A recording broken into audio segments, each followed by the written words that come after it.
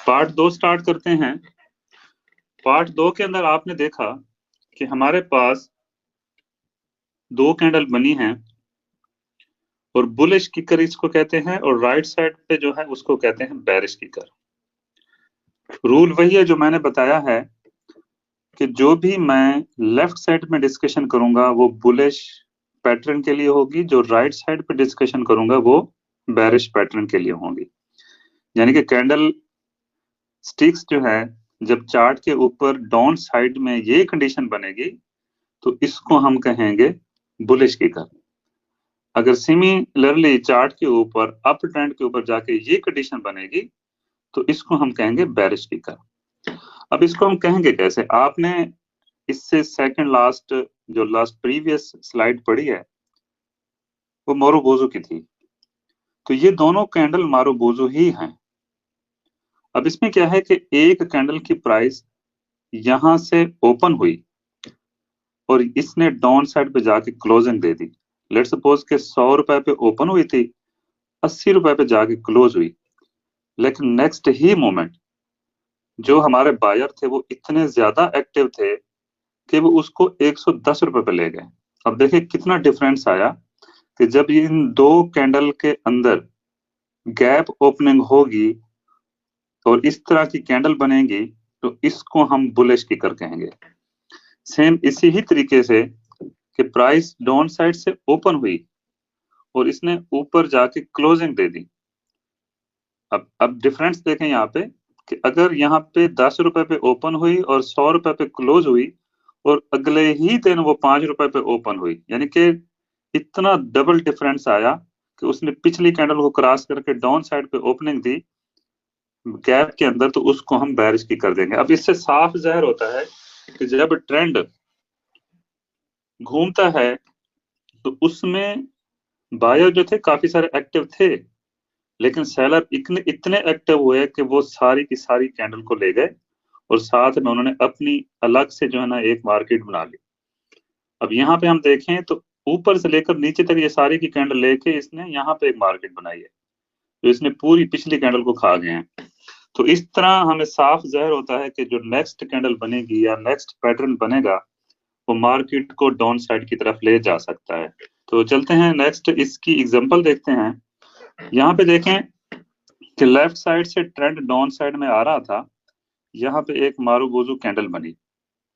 जब दूसरी कैंडल बनी तो उसने ओपनिंग कहां से दी? जैसे ही ओपनिंग दी उसने तो ट्रेंड रिवर्स हो गया और सीधा अप ट्रेंड की तरफ चला गया।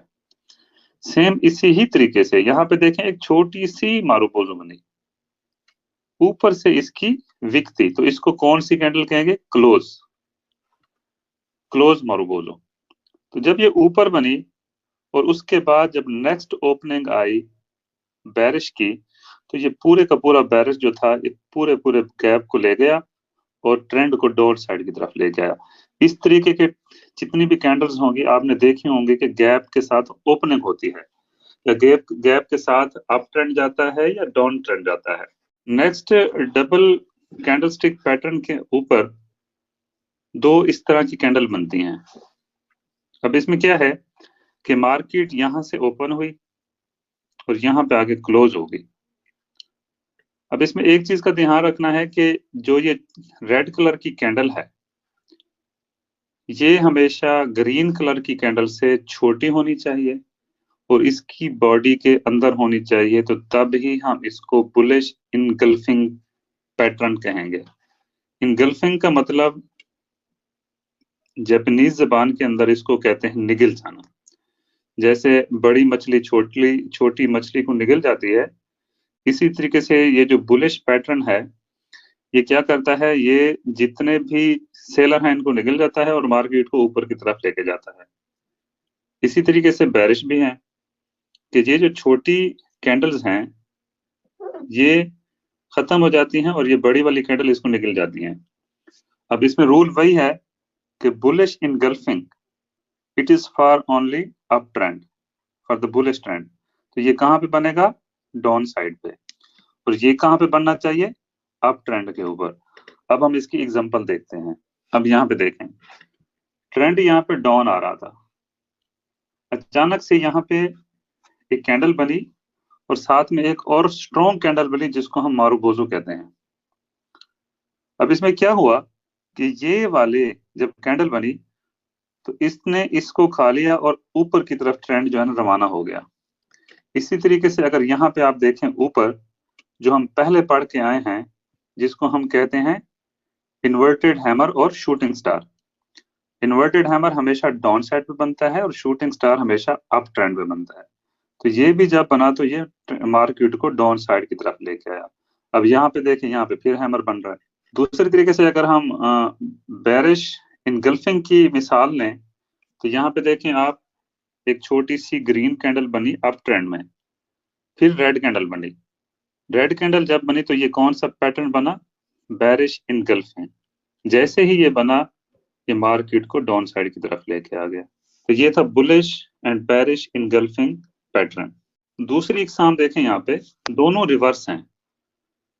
वहां पे क्या था कि यहाँ पे ये वाली कैंडल जो थी इस साइड पे थी और ये वाली कैंडल इस साइड पे थी, लेकिन उसमें अगर गौर करें कि ये भी बॉडी के अंदर थी और वो भी बॉडी के अंदर है। अब इनमें डिफरेंस क्या है? इसको बुलिश हरामी क्यों कहते हैं और इसको बेरिश हरामी क्यों कहते हैं?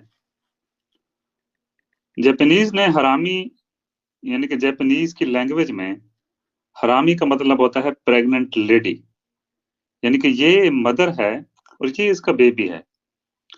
और जब बुलिश हरामी बनेगा ये हमेशा बुलिश ट्रेंड में बनेगा डाउन साइड पे, और जब भी बेरिश हरामी बनेगा ये हमेशा अप ट्रेंड में बनेगा। अब हम इसकी एग्जांपल देखते हैं। यहाँ पे देखें, मैंने पहले कहा कि ये देखें डाउन साइड पे एक बहुत ही स्ट्रॉन्ग किस्म की हमारे पास बेरिश कैंडल बनी, लेकिन उसके अगले ही मोमेंट में हमारे पास एक छोटा सा बेबी बना। तो इस पैटर्न को हम क्या कहते हैं? बुलिश हरामी, और ये मार्केट को ऊपर की तरफ ले गया।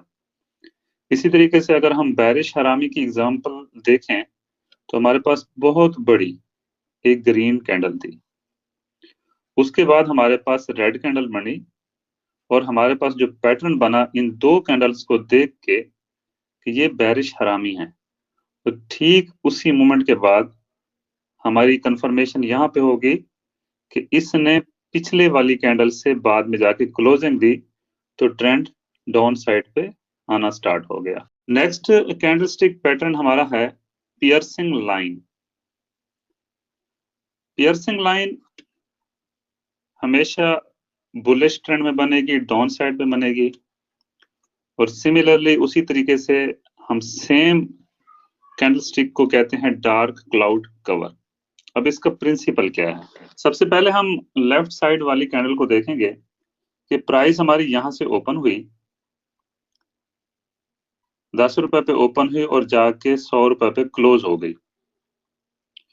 अगले ही मोमेंट में क्या हुआ कि सेलर यहाँ पे क्लोजिंग तो थी, लेकिन बायर इतने एक्टिव थे कि उन्होंने मार्केट को ऊपर की तरफ वो ले गए। यहां से उन्होंने मार्केट ओपन की, ठीक है ना। यहाँ पे भी सेलर ने ट्राई की मार्केट को डाउन लेके जाने की। यहाँ पे अगर देखें आप तो ओपनिंग डाउन साइड पे हुई है, इससे ऊपर नहीं हुई। कैंडल की ओपनिंग यहाँ पे हुई और इसने जाके यहाँ पे क्लोजिंग दे दी, और अगर दूसरी कैंडल पहली कैंडल के मिडल लाइन से क्रॉस करके क्लोजिंग दे दे तो उसको हम पियर्सिंग लाइन पैटर्न कहेंगे। इसी तरीके से जो हमारी दूसरी होगी वो भी सेम इसी तरीके से होगी कि अगर ग्रीन कैंडल यहाँ पे ओपन हुई, यहाँ पे जाके क्लोज हुई, और अगले ही दिन या अगली जो कैंडल बनी उसमें क्या था कि जो बायर थे वो बहुत ज्यादा एक्टिव थे, क्योंकि जो कैंडल ओपन ही अप साइड पे ओपन हुई गैप के अंदर, लेकिन सेलर बहुत ज्यादा एक्टिव होने की वजह से मार्केट यहाँ पे आई। यहाँ पे देखें कि क्लोजिंग हुई, फिर बायर एक्टिव हुए, बायर ने यहाँ तक माल को लेके गए, लेकिन सेलर ज्यादा एक्टिव हुए तो वो डाउन साइड पे इसको लेके आए, और क्लोजिंग जो थी वो पिछली कैंडल के 50% से डाउन थी। तो इसको हम डार्क क्लाउड कवर कहेंगे, जिसने पूरे एरिया को डार्क कर दिया। पिछले जो ट्रेंड आ रहा था अप ट्रेंड के अंदर उसको रिवर्स ले जाने का काम ये कर सकता है। अब इसको हम ट्रेंड के ऊपर चार्ट के ऊपर देखते हैं। यहाँ पे देखें आप, ट्रेंड यहाँ पे आ रहा था, लेकिन ये जो रेड कैंडल बनी उसके बाद हमारे पास एक ग्रीन कैंडल बनी। इस ग्रीन कैंडल ने रेड कैंडल से 50% अबव की क्लोजिंग दी है। अगर इसने 50% अबव की क्लोजिंग दी है तो इससे 100% कंफर्म हो गया कि ये हमारी पियर्सिंग लाइन पैटर्न है, और इसका क्या मतलब है कि ये ट्रेंड को ऊपर की तरफ ले जा सकती है। तो ये यहां से घूमी और ट्रेंड को ऊपर की तरफ ले गई। इसी तरीके से अगर आप यहाँ पे देखें तो ये जो है बड़ी कैंडल है, ये छोटी कैंडल है, तो इसी तरीके से ये भी इसको डाउन साइड की तरफ लेके आ गए। नेक्स्ट हमारा डबल कैंडल स्टिक पैटर्न जो है, इसको हम कहते हैं ट्विजर बॉटम, ट्विजर टॉप।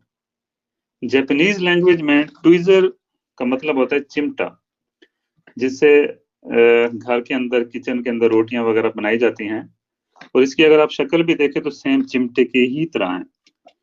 इसमें गौर करने वाली बात यह है कि जब ट्विजर बनेगा, दो कैंडल एक जैसी बनेगी और उन दोनों के जो लो होंगे वो सेम होंगे। लेट्स सपोज रेड कैंडल बनी यहाँ पे और इसने यहाँ पे आके क्लोजिंग दे दी, ये विक भी छोड़ सकती है, ये भी विक छोड़ सकती है, डजंट मैटर, लेकिन दोनों का लो अगर सेम है तो उसको हम ट्विजर बॉटम कहेंगे, जो कैंडल के बुलिश पैटर्न पे बनेगा और मार्केट को ऊपर ले जाने का सबब बनेगा। सेम इसी तरीके से ट्विजर टॉप जो होगा वो ऊपर साइड पे हाई, इन दोनों का जो हाई होगा वो इक्वल होगा। अगर ये दोनों का हाई इक्वल है तो मार्केट को ये डाउन की तरफ लेके आ सकते हैं। अब हम इसको पैटर्न के ऊपर देखते हैं, चार्ट के ऊपर। अब यहाँ पे आप देखें, जैसा कि मैंने बताया आपको, दोनों का अगर इनका लो सेम है तो फिर ये बुलिश पैटर्न है, मार्केट को ऊपर की तरफ लेके जाएगा।